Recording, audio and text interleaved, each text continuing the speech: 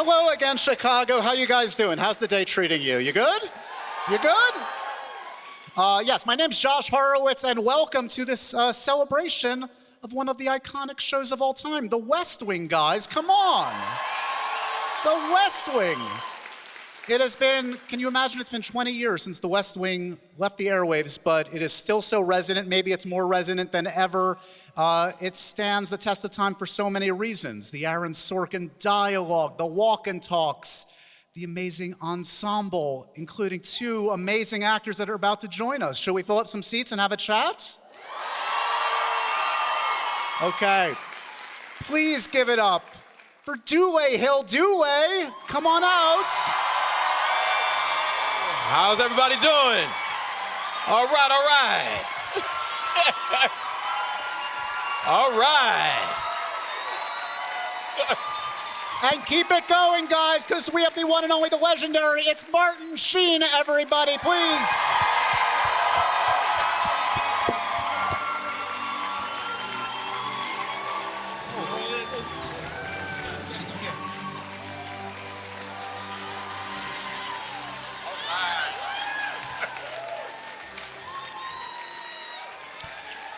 Thank you so much. Thank you.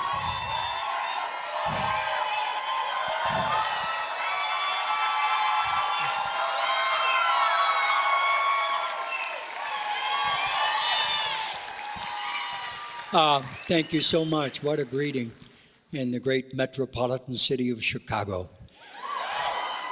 And we always start, Dulé and I have done a lot of campaigning, and we have had a great investment in our country, and we wish that we didn't have to work today. We would be with the No Kings.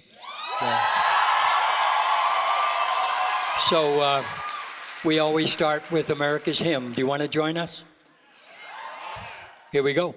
Oh, beautiful for spacious skies, for amber waves of grain, for purple mountains' majesty, above the fruited plains. America, America, God shed his grace on thee and crown thy good with brotherhood from sea to shining sea.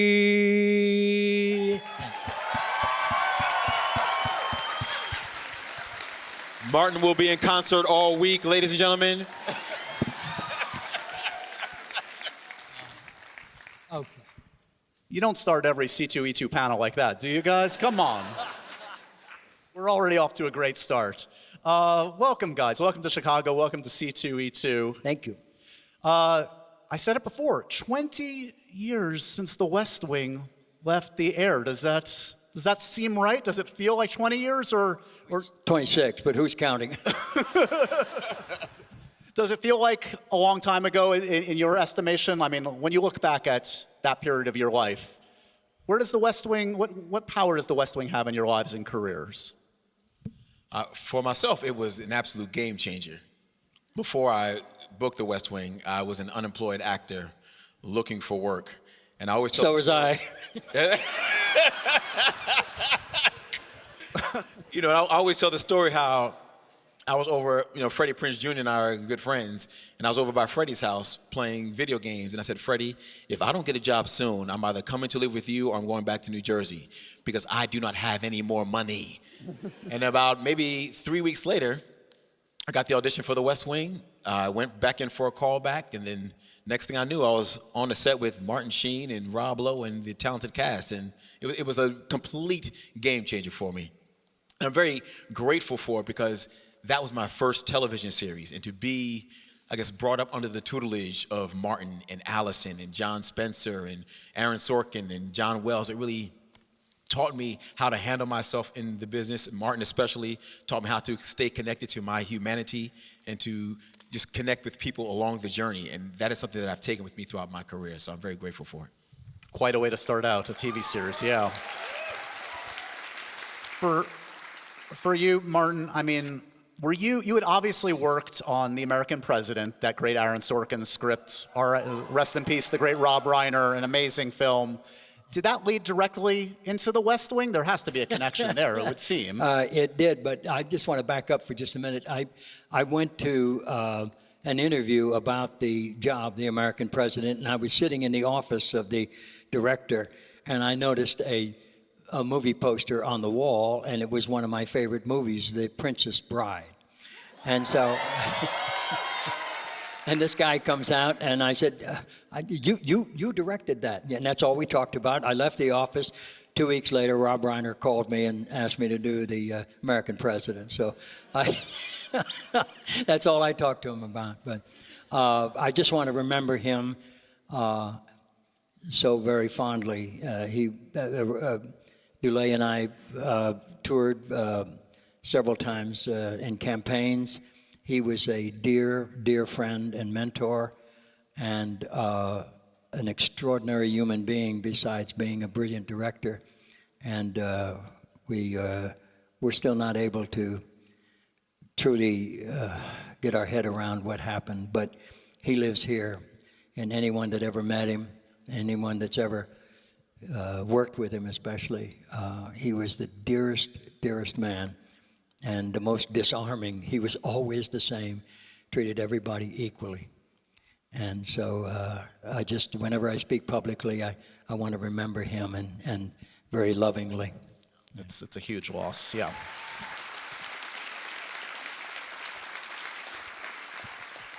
So the circumstances of you joining this show, many might know this or many might not.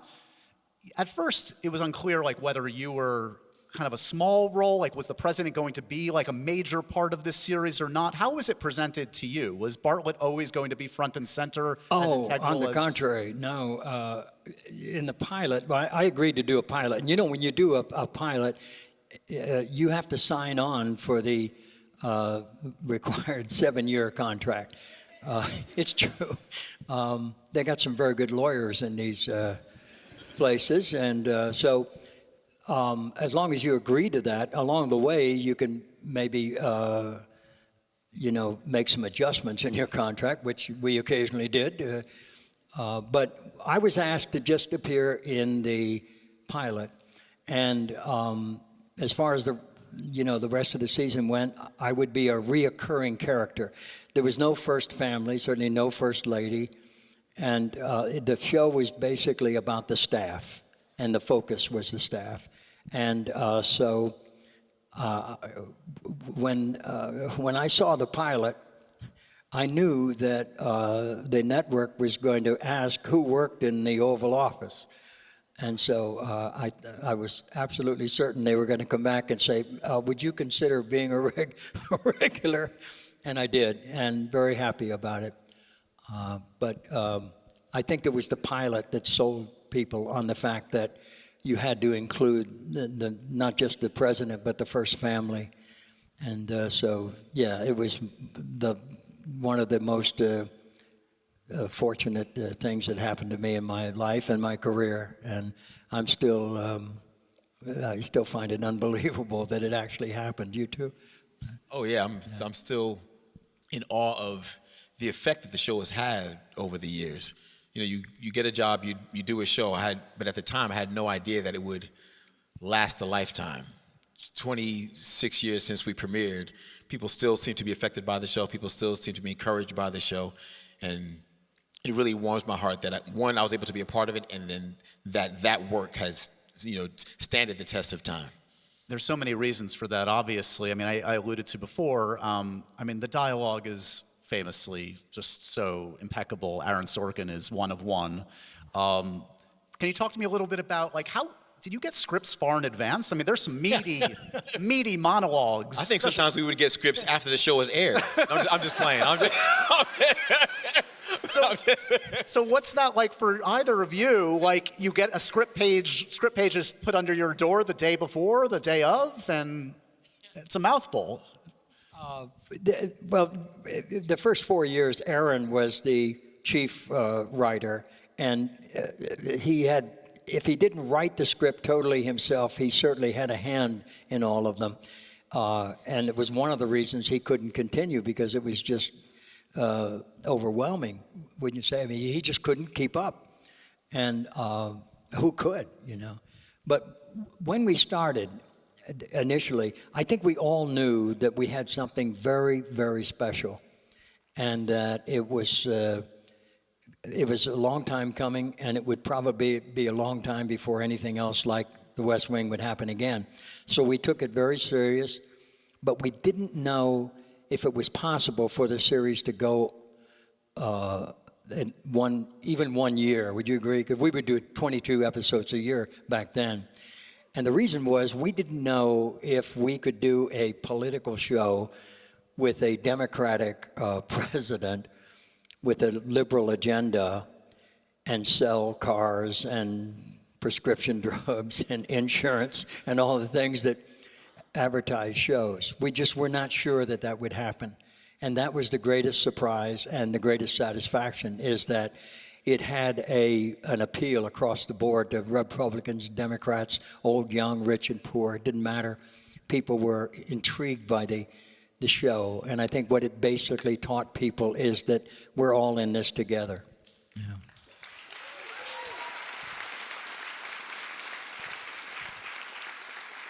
Have you both? I would imagine both of you have interacted with politicians that are fans of the show over the years. What have they said to you? Have you had any memorable reactions? Well, Bill Clinton still refers to me, "You're my favorite president, Martin." He loved the show. He was mind you, he was in his last year when we were in our first year, and he was just enamored of the show. He loved it. He would occasionally make suggestions about some scripts, maybe.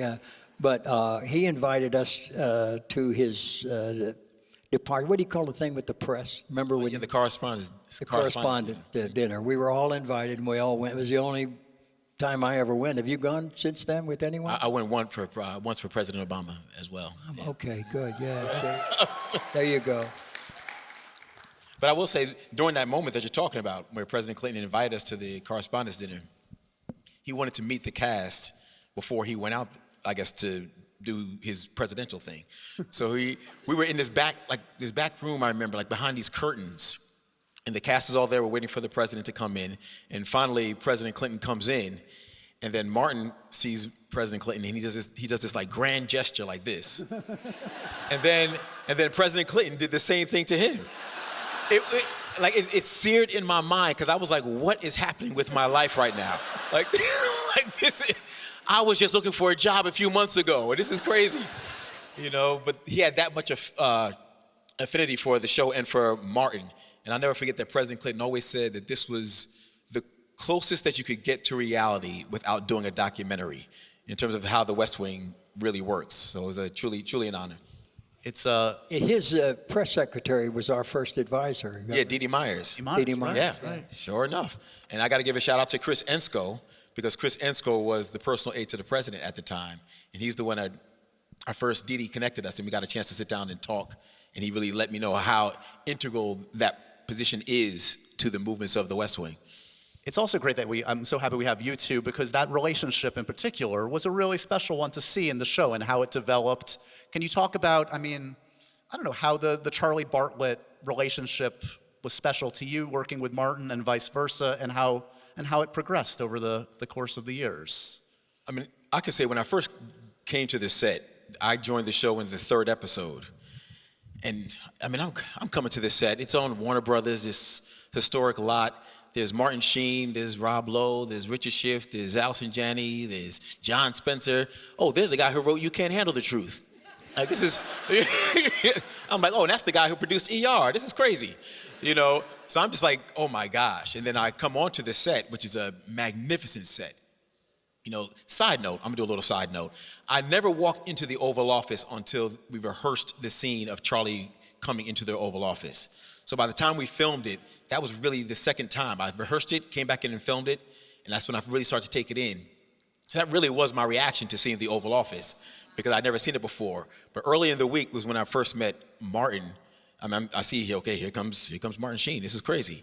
And he came up to me and he says, how you doing? Oh, nice to meet you. He said, do you know Larry Fishburne? Well, he goes by Lawrence now. Do you know him? I said, yeah, of course. He said, well, I did a movie with him called Apocalypse Now. And, he taught me this handshake and I'm going to teach it to you. And this is the handshake.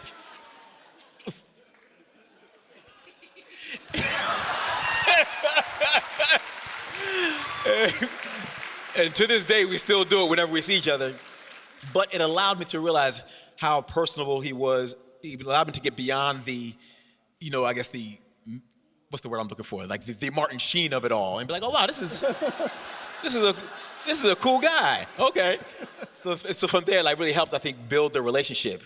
And then we used to play basketball. And I really don't want to say it, but Martin used to beat me on the basketball court. We would play one-on-one right there on Warner Brothers, and I'm still very angry because I don't think I've ever beaten Martin, you know what I mean?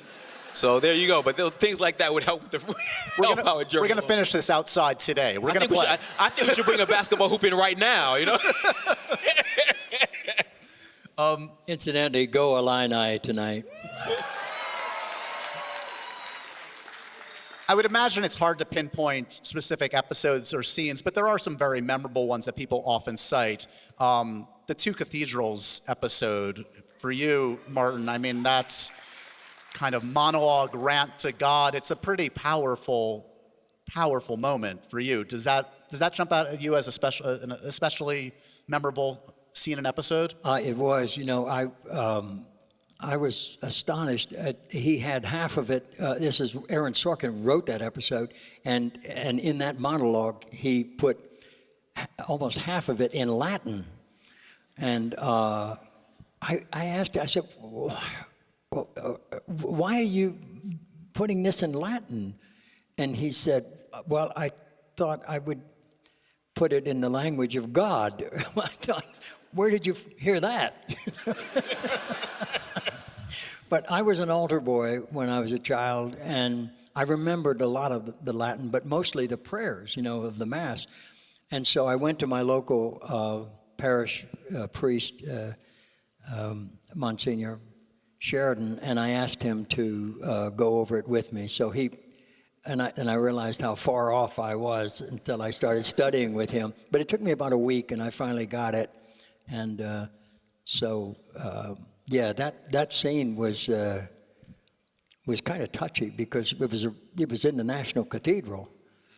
You're not even allowed to smoke within a block of that place, and I was smoking in the sanctuary, and then stamping it out on the floor. I mean, there are no ashtrays there, of course, but and some of the acolytes, the men and the women who are there all the time, they were not pleased with that at all. And I saw how uncomfortable they were, but they weren't talking about it, but just their facial expressions. Because when we shot the master, then you have to come in closer and do the coverage. And during that period, which sometimes takes 20 minutes or even a half hour to relight, a scene, and I was kind of waiting around, and I started talking to a few of these guys, and I said, you seem uncomfortable with what I'm doing in this scene. They said, well, yeah, we don't normally talk to God like that, but but it's the smoking that really we find offensive. And I said, oh, well, okay. I said, well, why did you okay us doing it in here? And they said, it wasn't our idea. Some agency in the government allowed us in there, and it's the last time that anyone filmed in there in a show, but at any rate, they were very uncomfortable, and I was trying to make them feel, that we weren't desecrating the place or the faith. And just then, I looked up at the top window. You know how you looked at, like I'm doing right now, trying to think of something to say? I'm still trying to think of something to say. And there was a stained glass window at the top part of the cathedral, and it was Job, of all things, of all guys. And so I said, you know what this scene is about? And they said, what do you think? I said, that guy, he's crying out to God, how could you do this to me? On the other hand, you know, thanks for keeping me here, kind of, you know, the way we rage and then we give thanks and praise, but we rage again and we give thanks. It's very human. And they kind of got it, you know, that we were not being sacrilegious by any stretch of the imagination. We were just trying to be really human. And the fact that a president of the United States was showing the depth of his humanity, his brokenness, and he was having it out with the Creator, you know, had a very profound effect on a lot of folks when they saw that scene, not the least of which was me. But yeah, that's a very memorable scene. And we forget that it was Mrs. Landingham's funeral. That's where it started. And I just wonder if we could stop. And just speaking of Mrs. Landingham, Dulé had a very special relationship with Mrs. Landingham. Every time he got into Dulé is one of the top professional dancers in the United States, if not the world, if any of you have seen him dance. And he used to come in to work, and he would dance when he's waiting, you know, for a scene or just waiting around. He dances. Anywhere he can, he just starts dancing. Mrs. Landingham did not approve. No. Please take it from there. No dancing in the Oval Office? That's not allowed? Right outside the Oval Office was the one place on the set of the West Wing where I could not dance. I would come in and Catherine would be like, Dulé. I would just walk on out. It's funny, speaking of Mrs. Landingham's funeral at the cathedral, it brought back to my memory that in between takes, I would go up to the pulpit, and I may have had like one line or something to say, but I was up there and I would go, you did this, Mr. President, you did this. Just to, you know, lighten the mood a little bit, you know. It was a heavy scene, so. Oh my God. I know you did this, Mr. President. He came into the church and said, who's in the box? Oh, God. Virtually. You know, I will say, yeah. I used to always say about the West Wing is that it was a drama, but I used to say, you know, we could go back and do this show as a half-hour comedy because there are so many personalities on the set that we would laugh so much off camera. It would be a real comedy show. Where are you guys at? I know you get this question probably virtually every day. It's been brought up. A reboot, a continuation, etc. It seems like, I don't know, it seems like that's not happening. I mean, have you wanted it to happen over the years? Like, where's your heads at right now in terms of continuing the West Wing, and what would it look like in 2026? We're in a different environment, aren't we? I mean, I'll let you answer as well, but I'm like, for myself, I think some things are better left alone. I just think it's told its story.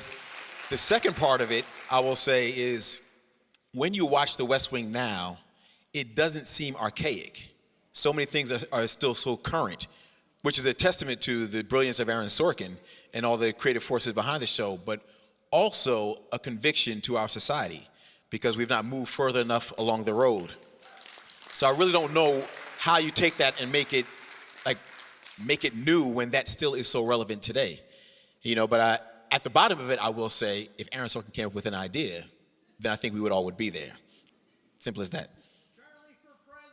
Hey, there you go. Here, here. He went to law school. Yeah, what happened to Charlie in the last 20 years? What do you think? How's he doing? How's he doing? I think he's doing quite all right for himself. I would guess that he's working either in government or right outside of government. You know, I would say he's probably going the lane of Melissa Fitzgerald, who plays Carol on our show. She actually is involved in real work outside of in government now. She works with a nonprofit. Called All Rise. Yeah, All Rise, which is the drug court, basically. You know, the National Association of Drug Court Professionals. It's under a different name now, under the present administration. Nevertheless, people are still being served in drug court. I assume most of you know what that is. Yes or no? Okay, good.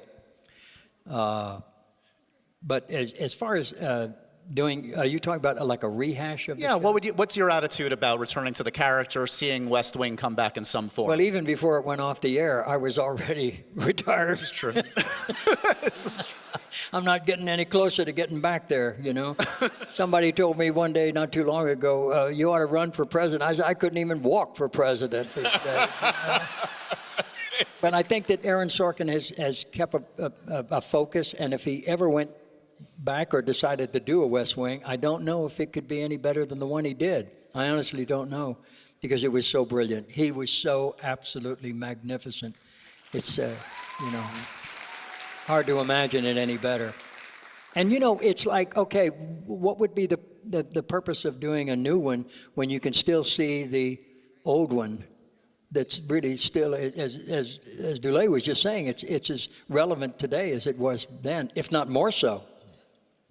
And you still get called Mr. President to this day, I would imagine. Do people say that to you? I'm often referred to as the former acting president of the United States. It's very strange that whenever I go to see Martin, he always tells me when the president stands, no, you know. So he likes to like walk around just standing up all the time so that none of us get to sit down. I'm just playing out this. You know, you're maybe referring to that scene. I don't know if some of you remember that episode where the lady wouldn't. Okay, yeah. And I said that to her after I just bashed her to this horrible level of what would you say? What did I do? I humiliated her after she tried to humiliate me, of course. But I won in the end. She deserved to. I heard somebody say, yes. But when I said, you know, when the president would, everybody stands. She stood up, and I said, "Thank you." They cut it. And you know that I was every take I'd say thank you, and they said no, don't say thank you, and I'd say no, this president says thank you. So when I saw the show, the thank you was cut, and I asked, I said, well, why did you cut the thank you? He said, because that was Martin, that was not Bartlet. I said okay. Did either of you enjoy or dread the long walk and talks? Because that's a challenge for an actor. That's a lot of dialogue, and there's a lot of choreography involved too. Maybe your dance background helped with that. I don't know.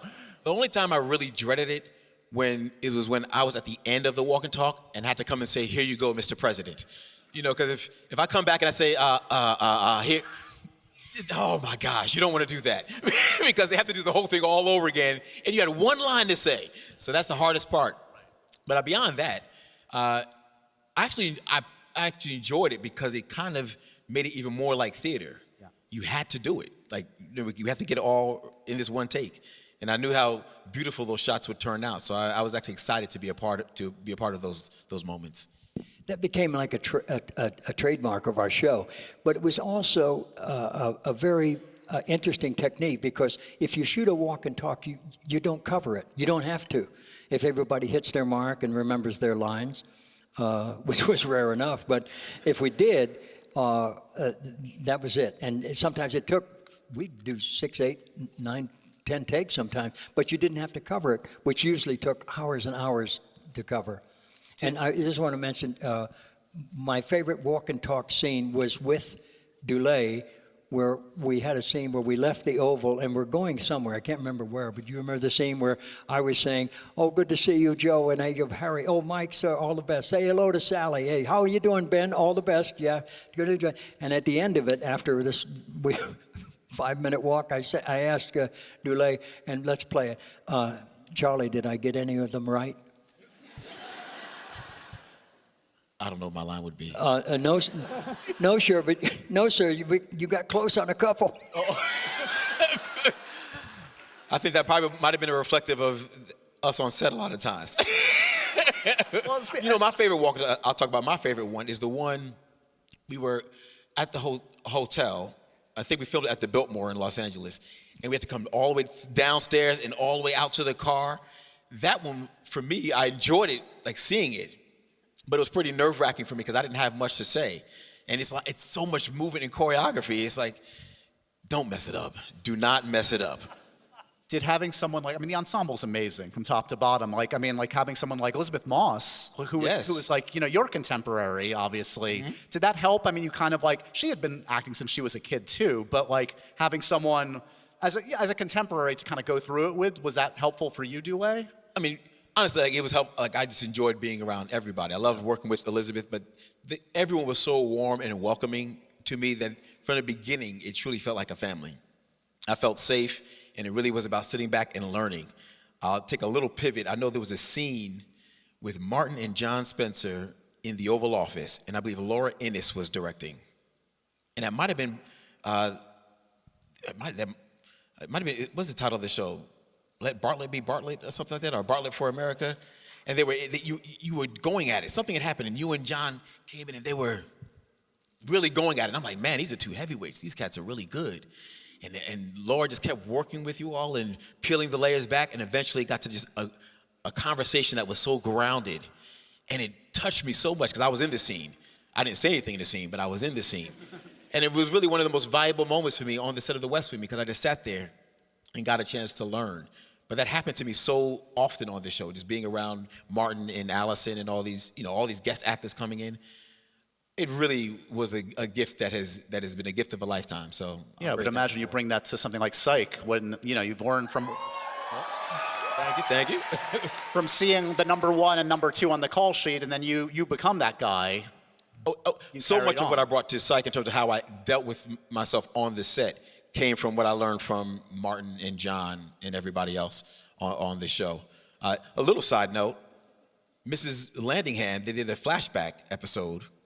I think in the Two Cathedrals, where they show Mrs. Landingham, a younger version of Mrs. Landingham, and that is Kirsten Nelson, who plays Chief Vic on Psych. All connected. There it is. Yeah. Yep. Speaking of Elizabeth Moss, when she first arrived, she was a little nervous her first episode, and John Spencer went up to her and he said, "You will be our daughter," and that was it. She's done all right for herself. She's done quite all right for herself. Taking a step back for a second from The West Wing, you guys both have like Comic-Con cred, C2E2 cred. I mean, we mentioned you've been to like Comic-Cons over the years for Psych, of course. Mm-hmm. Talk to me a little bit about like, I don't know, did you grow up into genre, comics, any of this world, or did you kind of discover it along the way, or what, Dulé? I more discovered it along the way. My family's from Jamaica. I know about Bob Marley. Bob Marley, soccer, and rum punch. Not that I was drinking rum punch, I'm just saying. But I came up into it along the way, especially during the Psych years, because James O'Day was such he's so much into all of the genre stuff. That's where I started to really find a connection to it with. And for you, Martin, I mean, all you have to say is, with great power comes great responsibility, and this crowd will worship you. I mean, playing Uncle Ben in Spider-Man, did you realize how, I mean, everybody knows Spider-Man. Everybody, I think, knows Uncle Ben. But did you know, like, how powerful a figure that was in the comic book world when you took on that role? Clearly, I did not. I had never seen a Spider-Man before or since. But I'll tell you what, I was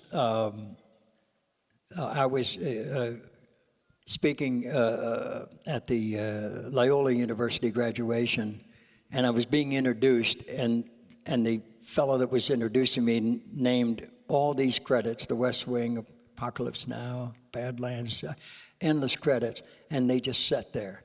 And then he said he played Uncle Ben in the Spider-Man, and they almost stood up. So what am I missing? I mean, to be fair, you've also got one of the great Stephen King adaptations on your resume, too. The Dead Zone's a pretty great... Oh, God. A different kind of politician than Jed Bartlett, a little bit. Well, not anymore. Yeah. Yeah. We're just going to let that hang there. Enough said. It was great fun playing that lunatic, but you don't really conceive that it could happen. Duh. So, any questions from the crowd? We do actually have an audience that I'm sure has some questions. I think we have some microphones out there. Are people lined up? Yeah, let's Go ahead, let's start over here. Hi, my name is Christine. I'm from Oak Lawn, and I became a new mom the same time that The West Wing was starting. So I was very surprised that I got so much parenting advice from your show.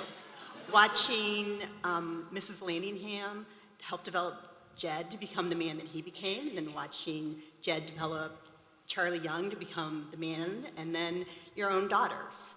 So what was the most surprising thing of The West Wing that brought to your own lives personally? Ooh. I mean, really, it allowed me at that time to realize that people in government are people just like you and me, that they are just people. And that's something I didn't realize leading up to that point, because they seem like, that's Senator so-and-so and President so-and-so. All of these pillars, these buildings, they're all inhabited by people who are just like you and me. And that's something that I really started to connect with me, that if I want to be a part of the solution, I have to engage myself. I have to take steps, because that's how I become a part of the process. And I didn't understand that. It didn't really truly connect with me until I did The West Wing. I would have to confirm that from my part as well. I didn't realize that our government is basically run by people, and that all the cabinet posts and the president himself change every 4 years. But basically, these are the people that serve us in all those agencies, and that's what's so heartbreaking now as I speak, that they're being diminished and that the people in them are being dismissed. That's why today is such an important day in the life of our country's future, because the people have to remind the government that they're there for us. We are not there to serve them. So I think that the West Wing really accentuated that, how important those people were. And here's another thing which you may not know, is that most of the storylines in the West Wing came from actual stories that were given to us by administrations going all the way back to Eisenhower, to Harry Truman. And one of them was one of my favorite episodes, when Charlie found a letter from a little boy in Brooklyn, I guess it was. Do you remember the episode? And it fell in those days. We used to call it the dead letter box. Remember? Did you get my letter? No.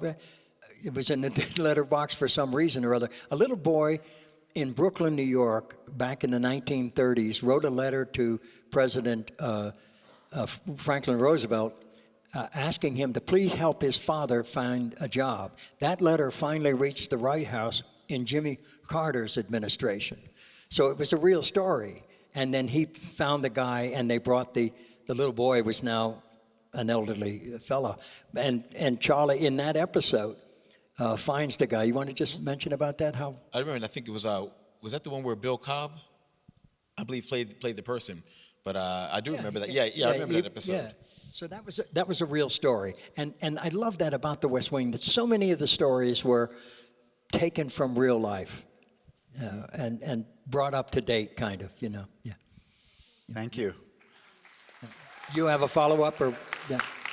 I just think the series helped inspire activism for an entire generation. So thank you. Thank you so much. You want to go here? Go ahead. Over here, yep. As if it were written by Aaron Sorkin, that was a perfect segue to my question. But before I ask it, I wanted to say, sitting here, I can't help but think of the episode Arctic Radar and how Josh admonished the intern and described the difference between being a fan and there being a fetish. And I feel like he would call this a fetish, right? And like comparing episodes, comparing people. As he said, I'm fine with that, so we'll be fine with that. Anyway, I was a senior in high school when the show started, and there was a companion website. NBC, it was the beginning of this kind of thing. They were kind of innovative in the way they used digital media. And I wonder if you have any recollection of the fact that, like you're talking about, each episode would have information on the NBC website where you could go and learn about the real life things that happened. And for me, it informed much of what I know about politics currently. In college, I wrote a paper and accidentally used a West Wing character's foreign leader's name repeatedly. interestingly, the professor was like, I love the show, it's fine. But it was such a huge impact for me. And I wonder if you guys remember that at all, or developing that, or whether it ever, made it to the actors. I wasn't. I mean, I've heard about it was called a website, wasn't it, at that time? Yeah. Yeah. I'd heard about it, but I still don't. If I had a computer, I would not know how to turn it on. I heard you say that recently. Yeah, it's absolutely true. So I'm going to let my friend respond. And I was not aware of it at the time. I do know that they had a curriculum that used to go into the schools, but I was not aware of the website. Yeah. It's funny. It's amazing to me sometimes though how you do something, you don't realize the domino effect that you have, and we're telling these stories, and I'm very thankful for it, but you don't realize that, wow, it inspires people along the way, which is why I love coming to events like this, just to see the fruits of the work over time. I think if each of us always do our part in our existence, then we can make the world a better place. And I often say, if I can get 1 billion people to move 1 billion stones, then we can move a mountain. Absolutely. And the fact that, it has, us being on set for all those hours informed how you look at government and politics, and then that will inform how you move throughout the world and so many other people. That's how we all stay connected. We all do our part to hopefully move the ball forward. Yeah. Thanks. I would imagine both of you have encountered people that have said to you, I'm in politics, I'm in this field, partially because I watched The West Wing. A tremendous amount of people have responded. And today, even a lot of people are coming when we're signing things and things from the West Wing, and they're telling us the effect that it had on them. Yeah. Amazing. Let's go over here. Yeah. Yeah, hi. You had such a big effect, I moved to DC, so that's one thing. But hi, my name's Zoe. I'm dressed as Zoe Bartlett. Amazing. So wanted to give a shout out, of course. I love. Have you been all my life, Zoe? It's been so long I since know, we've been I together. haven't called you in so long, sorry. I still don't like that French dude you were with, man. I mean, come on. Good call, yes. Don't make it weird, man. Come on. He's right, so. No, I just have a question for my big sister. She introduced me to West Wing and to Psych. So for her, I wanted to ask Mr. Dulé Hill, do you think Charlie and Gus would be friends, or how would they get along? Ooh, I think Gus would annoy Charlie. I think at first they might be like, oh, wow, you're a brilliant young man. Oh, you're a brilliant young man. But the more that they talked, I think Charlie would be like, I got to get away from this dude because... And have you seen his friend too? No, that's not a good combination. Thank you. Let's go over here. Hello. CJ was always one of my favorite characters. I was a journalism major. I wanted to know what it was like working with Allison Janney, if you have any favorite scenes or any favorite stories of her. I can answer it. I mean, I love Allison Janney. To this day, I just love her so dearly. She is such a beautiful soul, a shining light. As talented as she is so humble and just engaging with people. I love her to the ends of the earth. I really, really do. There's a scene that she did, and she had, we got scripts late oftentimes, and there was a scene that was being rewritten, and it was her and Anna Devere Smith, and it was a long walk and talk with her and Anna Devere Smith, and she received the scene, and she said, okay, give me a few minutes, and she went to her trailer and she worked on it, and she came back and she delivered this performance, and I was like, how do you do that? And it was from The Woman of Kamar, if I'm not mistaken. And it's the one where they do the walk and talk, and at the end, she turns to Anna Devere Smith and she goes, they're beating their women. They're beating their women. And then she walks out into the press briefing room and she becomes the press secretary. When I saw that, I'll say that scene, the Two Cathedrals scene, and a Richard Schiff in Excelsis Deo. Those were the scenes that really let me know, like, wow, like the bar of what you can do with this art form of acting, how you can really embody something and be so powerful with your vessel. So she's a great inspiration for me, and I love her dearly.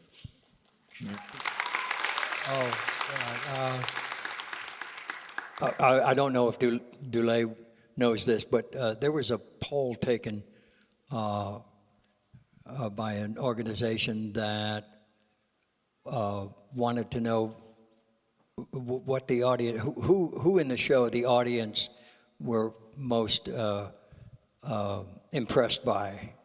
and hands down, it was Allison. Did you know about this? I tried to keep it from you. I mean, yeah, I'm very disappointed. I'm like, wow, really? No, I mean, that's not surprising to me at all. We all adored her, and we loved having scenes with her. She had this image of being so straight and bright, but she was the funniest person, bar none among us, with the possible exception of Brad Whitford, who looked at you and you started laughing. But we adored, and somebody told us a story. She was doing an interview about the show, and the reporter commented, well, there's no love interest really in the West Wing. Oh, yes, there is, she said. And the reporter said, between who? And she said, between John and Martin, of course. Thank you. Thank you. Let's go over here. Yeah. Hi. Hi. I just want to take a second to shout out what I imagine for most of us was government teachers, because that's how I got introduced to you. And government teachers have a very difficult job, but you actually made that job easier, I think. So shout out to the government teachers. Most definitely. Thank you very much.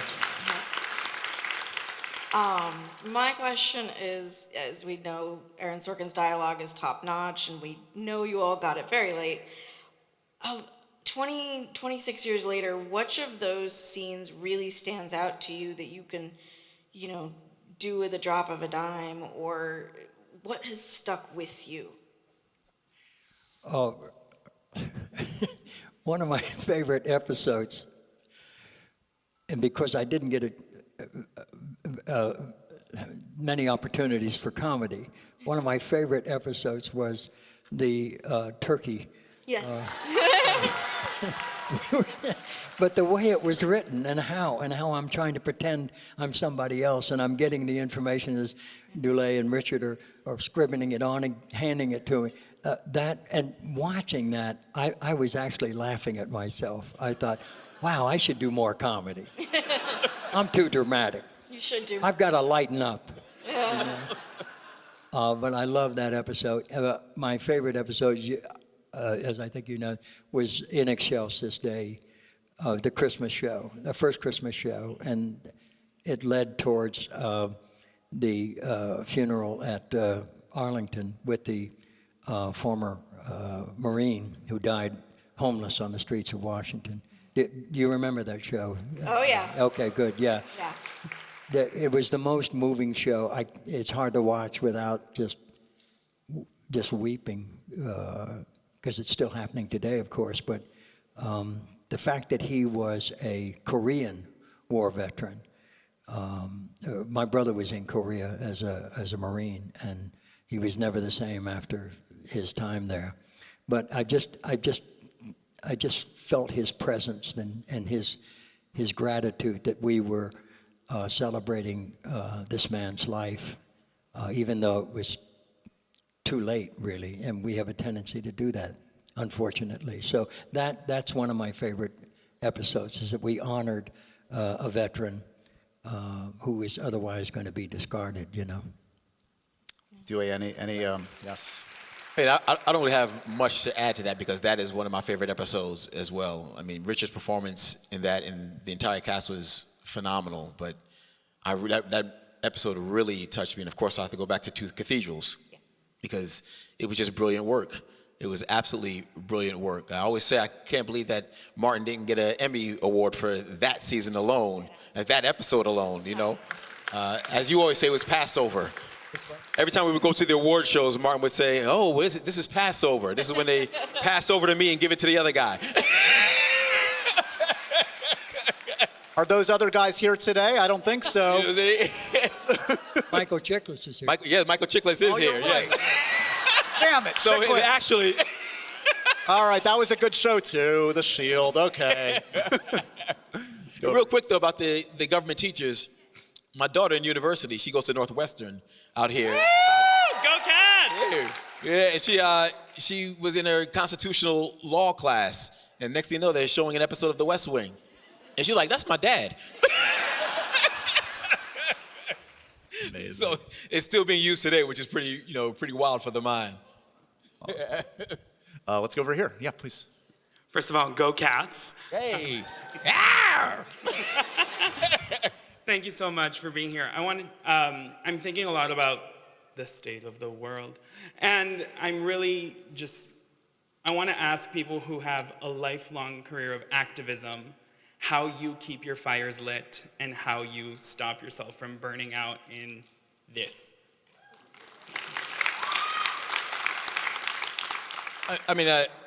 There's a quote, was it Dr. King says the moral arc of the universe is long, but it bends towards justice. That does truly inspire me. It does inspire me because it's not always what is right in front of me, it's where we are going.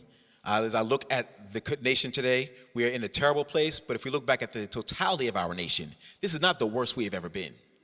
We've done a lot of terrible things within this country. We've done a lot of magnificent things, but the fact that I'm sitting here is showing you that we've come a long way from where we are. And I trust that the goodness of people within our nation will eventually break on through. Another thing I always say is just beyond the storm clouds, the sun is always shining. As a matter of fact, it goes back to the time we were out there with Rob, and it was me, you, and a few of us. We had taken off, I think, out of Nashville or Memphis, and the storm was like raging.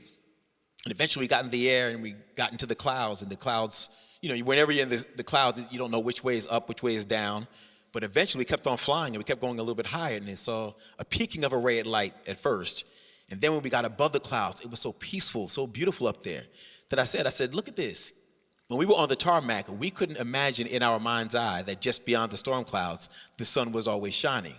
I said, if we could hold on to this as we are going through our personal struggles in life, then maybe we can find encouragement to make one more step, to go a little bit further along the way. And my grandmother would always say, later will be greater.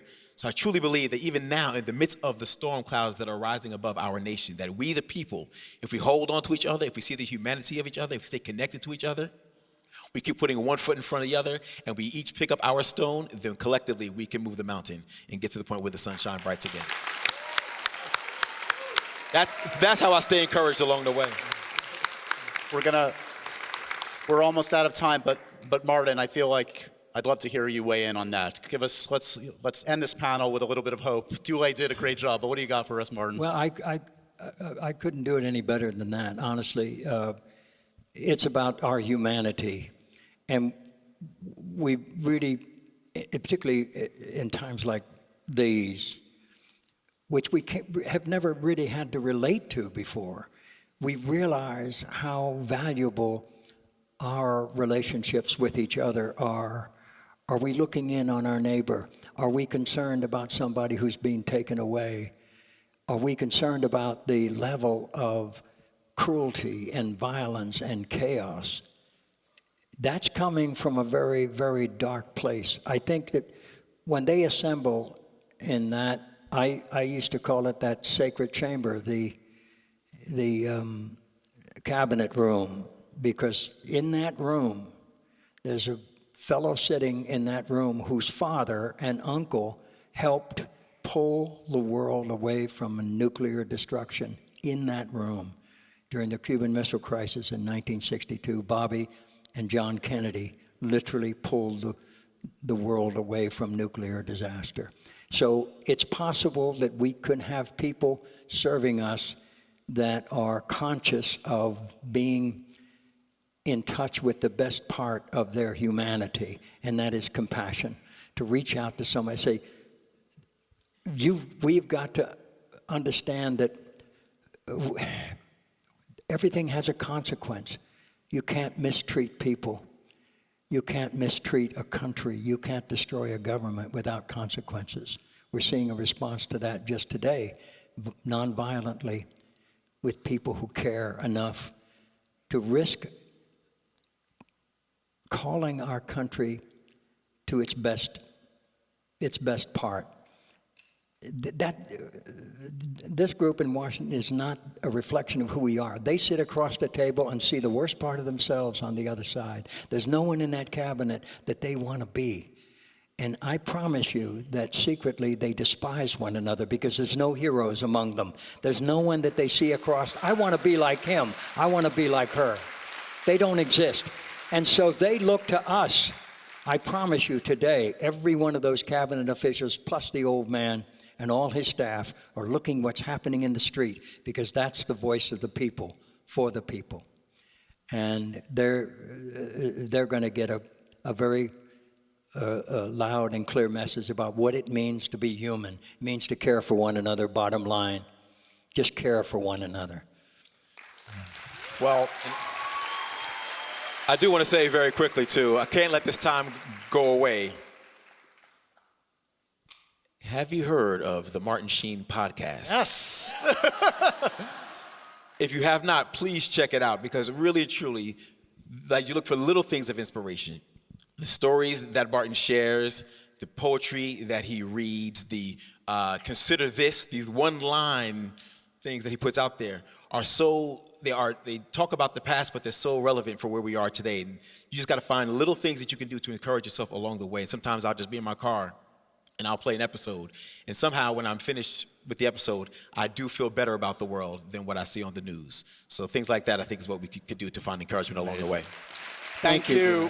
Thank you both for speaking so eloquently. Yes, Martin. Yeah, do you mind if I do that? Please. We ready to end this? We got to end it, but, okay, but you get the final word. Dulé just mentioned our podcast. We end our podcast every show with a prayer from Tagore for our nation. Do you want to do it here?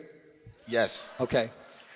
We are called to lift up this nation and all its people to that place where the heart is without fear and the head is held high, where knowledge is free, where the world has not been broken up into fragments by narrow domestic walls, where words come out from the depths of truth and tireless striving stretches its arms towards perfection, where the clear stream of reason has not lost its way into the dreary desert sands of dead habit, where the mind is led forward by thee into ever-widening thought and action, into that heaven of freedom, dear Father.